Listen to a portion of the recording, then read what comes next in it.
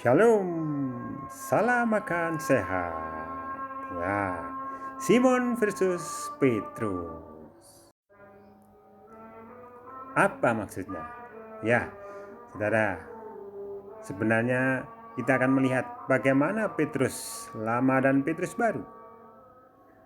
Maksudnya adalah pandangan Petrus terhadap dirinya dan kepada Yesus pada saat Petrus yang dulu dan pada saat Petrus yang baru, ya. Ya, bacaan kita masih dari Yohanes 21, saudara. Ya, jadi peristiwa Yesus menjumpai murid-muridnya di Danau Tiberias ketika mereka sedang menangkap ikan. Namun mereka tidak menangkap apa-apa dalam Yohanes 21 bukanlah peristiwa pertama kalinya, saudara. Sebelumnya dalam Lukas 5 ayat 1 sampai 11 Yesus melakukan hal yang hampir sama. Ya. Nah, setelah mereka itu sepanjang malam bekerja keras dan tidak menangkap apa-apa, ya, yang dalam Lukas ya. Namun Yesus menyuruh pergi ke tempat yang dalam dan menebarkan jalannya. Dan ketika mereka melakukannya, maka mereka menangkap sejumlah ikan besar hingga jala mereka mulai koyak. Nah, peristiwa itu terjadi ketika Yesus sebelum disalibkan dan mati dan bangkit, saudara.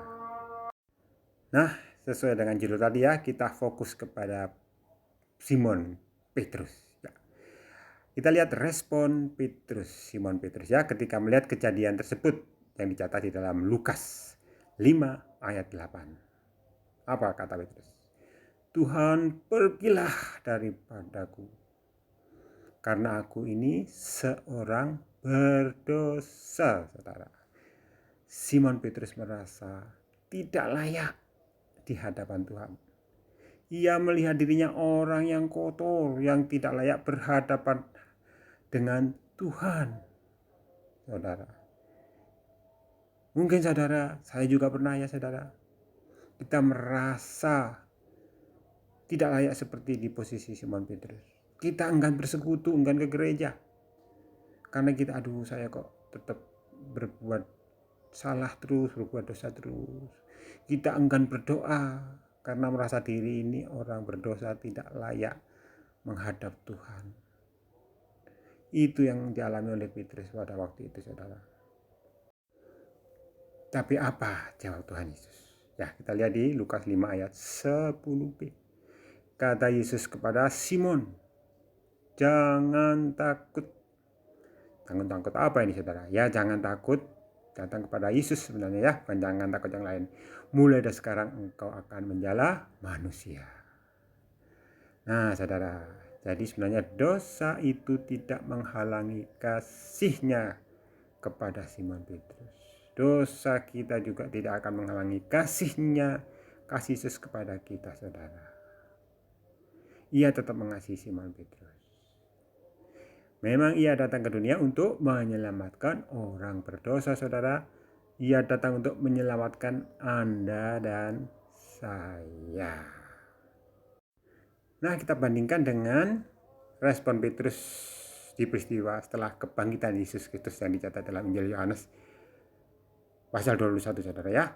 Berikut responnya ya. Kita lihat di ayat yang 7b.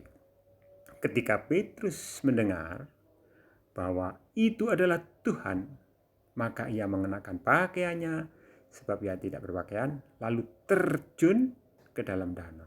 Untuk apa? Menghampiri Yesus, saudara. Dia tidak mengusir Tuhan Yesus, dia menghampiri Tuhan Yesus.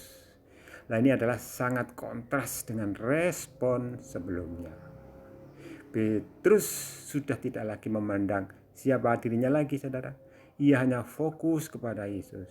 Pandangannya hanya kepada Yesus. Ia tahu Yesus selalu ada untuknya, saudara.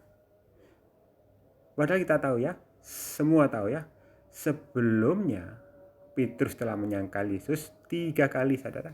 Bukan hanya menyangkal, namun menyangkal dan bersumpah sampai mengutuk dan bersumpah. Nah, pengenalan Petrus akan Yesus Kristus membuat ia bertindak benar dengan datang kepada Yesus. Ya, kita buka Lukas 5 ayat 32. Aku datang bukan untuk memanggil orang benar, tetapi orang berdosa. Supaya apa, saudara? Supaya mereka bertobat. Kita bisa bertobat kalau kita datang kepada Yesus yang telah memanggil, ya. Kemudian Roma 2 ayat 4b. Tidakkah engkau tahu bahwa maksud kemurahan Allah ialah menuntun engkau kepada pertobatan, ya.